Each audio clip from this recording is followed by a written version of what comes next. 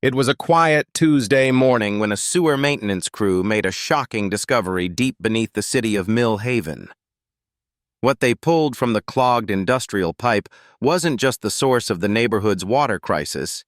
It was the first clue in a mystery that had gripped the entire town for 6 months.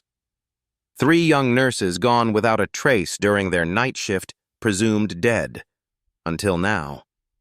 What the workers found was more than evidence. It was a silent scream bundled in wire and secrets, and it would crack the case wide open. It was just after 10:15 p.m. when the 3 nurses disappeared. Freya Hensley, Kiara Brooks, and Callie Nguyen, all part of the Meadow Ridge night shift, had just finished their charting for the evening and were heading to the staff lounge for a quick tea break. Surveillance showed them entering the hallway, but they never reached the lounge. By morning, their cars were still in the lot. Their ID badges were still at the front desk, and their lockers untouched. There was no panic at first, just confusion. A missed radio call, then another.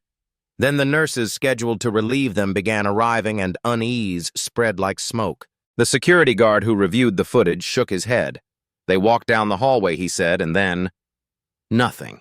The hospital's internal security system had a blind spot, a single corridor between 2 wings. Cameras had been under maintenance for 3 days.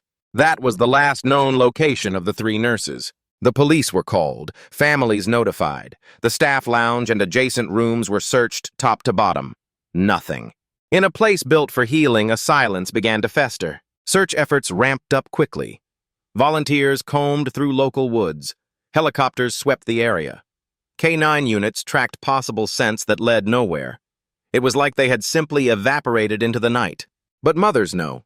And each mother, Marcia Hensley, Paula Brooks, and Lan Nguyen, said the same thing in separate interviews. She wouldn't leave, not without saying goodbye. Over the following weeks, theories swirled. Runaways unlikely. These were seasoned nurses, women who had been planning vacations, school applications, and future families. An inside job. Maybe. No signs of forced entry. No security footage. No strange visitors logged at reception. Hospital administration released vague statements. We are cooperating fully with the investigation. We are committed to employee safety. Words that meant nothing to 3 waiting families. Time passed. 6 days, then 16, then 60. Hope began to dim. Then nearly 6 months later, in the dead of winter, a crew from the municipal sewer maintenance team was dispatched to investigate a water backup in an abandoned home 2 blocks from the hospital.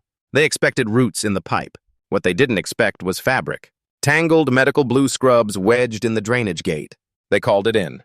When the pipe was excavated, they found more: a shoe, a rubber glove, and beneath layers of sludge, a laminated badge. Callie Nguyen, Emergency Room, Meadow Ridge Hospital. The news swept through town like a second earthquake. Police reopened the case immediately. The home had been condemned, its previous owner deceased 2 years prior.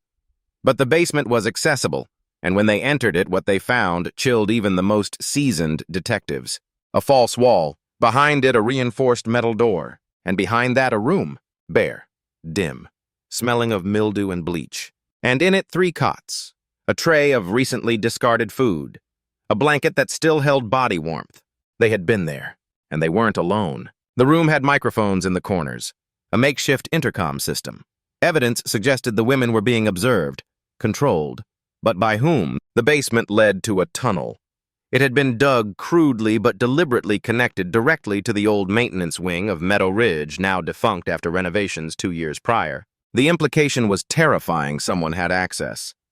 Someone knew the hospital layout.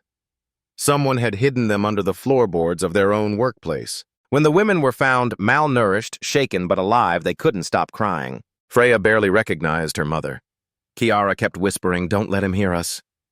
And Callie hadn't spoken at all. But they were alive. They were taken to St. Mary's psychiatric ward under protective custody. No media access, no questions, just space and time. The town rejoiced. Tears, balloons, prayers. But underneath the celebration was a deeper horror. The suspect was someone from inside. It was Dr. Ernest Vellman, a senior administrator. He'd worked at Meadow Ridge for 17 years, always polite, always precise. He'd written papers on patient care, sat on panels about burnout, a respected voice in the healthcare system, and he'd used it all as a cover. Freya had planned to file a whistleblower complaint against him. She'd found evidence of insurance fraud, false patient billing, even fake surgeries logged under non-existent names. When she told Kiara and Callie, they encouraged her, said they'd testify if needed. But Velman found out, and before Freya could go public, all three were gone. He'd created a holding cell beneath a forgotten wing. He monitored them, fed them just enough, played recordings of hospital ambiance to keep them disoriented. He kept their uniforms clean, their cots neat, as if he still wanted them to feel like nurses, like tools. The only reason they were found was because a pipe clogged, because the system that was supposed to forget them couldn't hold the weight anymore. The trial of Dr. Ernest Velman began 4 months later in a courtroom packed with journalists, former hospital staff, and townspeople who had once admired him. The prosecution laid out a chilling timeline how Velman manipulated the hospital's access systems, falsified maintenance records, and used outdated blueprints to construct a hidden chamber that no one knew existed. What shocked the jury most was his demeanor, cold, unshaken, as if everything was beneath him. Freya took the stand first. Her voice trembled but never broke. She described the night shift, the sudden blackness, the smell of chemicals. She remembered waking up in a room with no windows, no clocks, just walls. He said we needed time to think, she told the court, that we were overworked, and this was rehabilitation. But it wasn't rest. It was control. Callie testified next. Her voice, once gone, had returned after weeks of therapy. She spoke softly, but clearly. He played our conversations back to us, from the intercom, like we were mice in a lab. Kiara described how they had tried to keep track of days by scratching marks into the wall. But Velman repainted every week. He erased time, she said. The defense tried to claim psychological instability, that Velman believed he was saving them from a corrupt system. But the mountain of evidence from surveillance files, the intercom tapes, handwritten journals was damning. The verdict, guilty on all charges, sentenced to life imprisonment without parole, but justice, while necessary, did not heal overnight. Freya couldn't sleep with the lights off. Callie refused to wear scrubs again. Kiara kept a pocket watch with her at all times, afraid to lose her sense of time. The hospital issued public apologies. Several administrators resigned. Meadow Ridge was restructured entirely. And still, the trauma lingered. Then came the letters, from all over the country. Nurses in Texas, doctors in Oregon, nursing students from South Africa. They wrote to say, "You gave us the courage to speak." One letter read, "I thought I was crazy for noticing things at my hospital, but after hearing your story, I know silence isn't safety." Another, "Your survival taught me to leave a toxic job. Thank you."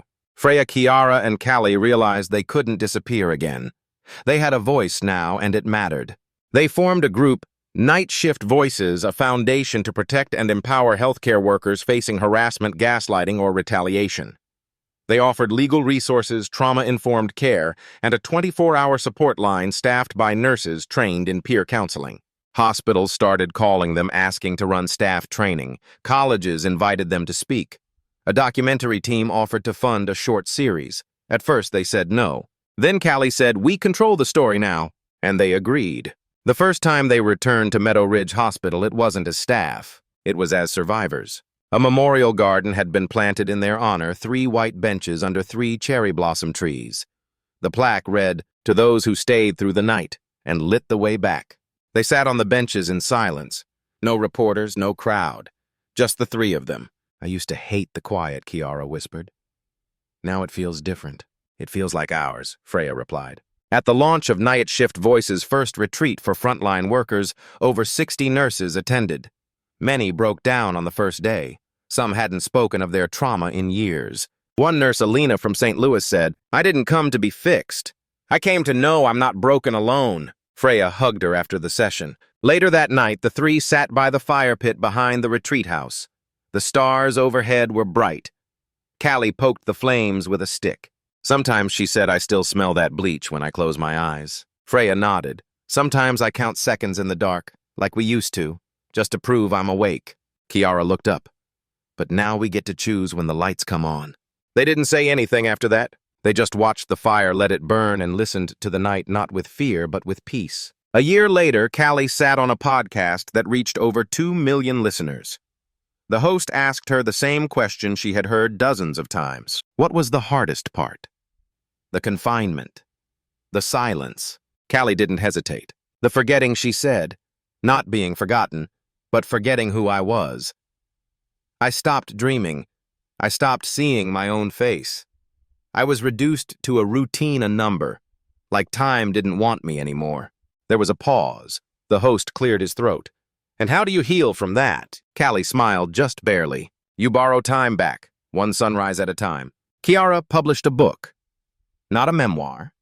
A collection of letters half-written during her captivity on stolen napkins and paper scraps hidden in her socks half-written after their release. It was called Notes Between the Silence. In one letter she wrote, I used to be afraid of how quiet the world can be. Now I'm learning that silence can also be sacred when it's chosen, not forced. The book became a quiet bestseller in the medical community. Hospitals began using it in staff wellness programs. Nursing schools quoted it during ethics lectures. She never sought fame, only clarity. Freya, always the fiercest of the three, returned to teaching. Not in classrooms, but in conference rooms, Zoom calls, panels, underground nurse circles. She would say, we weren't victims of a monster. We were victims of a culture that let him grow. That ignored the red flags. That said, not my problem one too many times. Her lectures ended not with applause, but with silence, the kind that forces people to feel. Night Shift Voices expanded to 6 countries in under 3 years. One branch in Canada helped expose a private care facility that had covered up multiple staff assaults. In the UK, their training materials helped revise internal complaint procedures for over 80 hospitals. Freya, Kiara, and Callie became symbols not of tragedy, but of integrity. They weren't the 3 who disappeared anymore. They were the 3 who built something after the dark. But pain, even when processed, never disappears completely. On the 3rd anniversary, Callie had a panic attack while riding the subway. The scent of industrial cleaner brought it on. Kiara had trouble attending funerals. Confined spaces made her heart race. Freya still flinched if someone touched her from behind unexpectedly.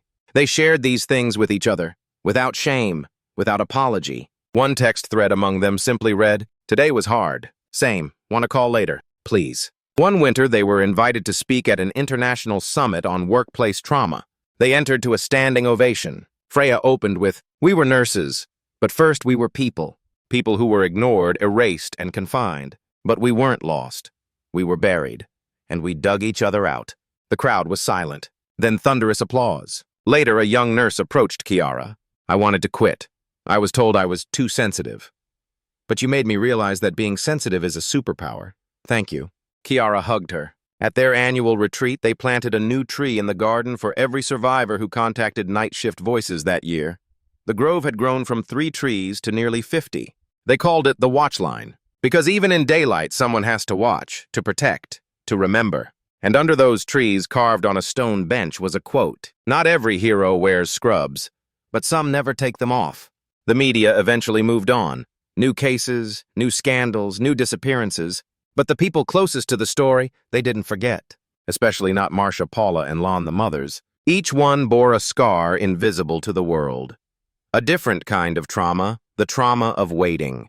Of having to choose between hope and acceptance every single day their daughters were gone. When the girls returned, the mothers didn't rejoice immediately. They held back tears, measured every moment. Because they knew this was not the same return as it looked in the movies. Freya flinched when Marcia reached to hug her. Callie cried in her sleep for weeks. Kiara stared blankly out windows, afraid to blink.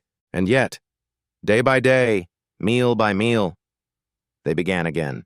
Freya once asked her mother, Do you think I'm the same person? Marcia replied without hesitation. I don't want you to be the same. You went through hell and came back. That kind of fire makes gold. Kiara visited her old high school on Alumni Day. She sat in a folding chair behind a table labeled Healthcare. She noticed one girl, 17, maybe kept walking by but didn't stop. Later in the parking lot, the girl slipped her a note. My stepfather hurts me, but I didn't know who to tell. Until today. Kiara never saw her again. But the next week, that girl's name appeared in a police report and she was safe. Kiara kept the note in her wallet. Folded, faded, sacred. Callie, in time, adopted a child. It wasn't a headline. It wasn't part of her speaking tour. It was a quiet decision after holding the newborn of a friend and realizing she was no longer afraid of touch, of connection. His name was Evan, and he became her anchor. She wrote him a letter every year on his birthday letters he wouldn't read until he turned 18. In the first one she wrote, "I once lost 6 months in a room with no windows. But when I met you, it felt like the sun came back." Freya struggled with romantic relationships. She dated briefly, then stopped. She feared vulnerability, not because of fear of others, but because her idea of control had been shattered once. So she rebuilt it, on her own terms. One day she met someone. Not in a dramatic way, just over a shared table at a nurse wellness retreat. A gentle soul who asked her how she liked her coffee instead of asking her about the basement. They walked together for months before they ever kissed. He never asked her about her past until she was ready. And when she finally told him, he said, "Thank you for surviving it, and for trusting me with it." Back in Meadow Ridge, things were different too. The hospital had rebuilt trust slowly. New leadership, whistleblower protocols, trauma-informed HR. They even designated a wellness coordinator and invited night shift voices to train all incoming staff. But most powerful of all, they installed a stained glass window in the east hallway. It showed 3 nurses holding lanterns. A quote beneath read, "For those who carried the night and brought morning back." Every new hire passed it on their first day. Every visitor saw it near the chapel. And every nurse on night shift knew that the hospital remembered. Now and then, Freya, Kiara, and Callie still met for dinner. No fanfare, just wine, laughter, and stories.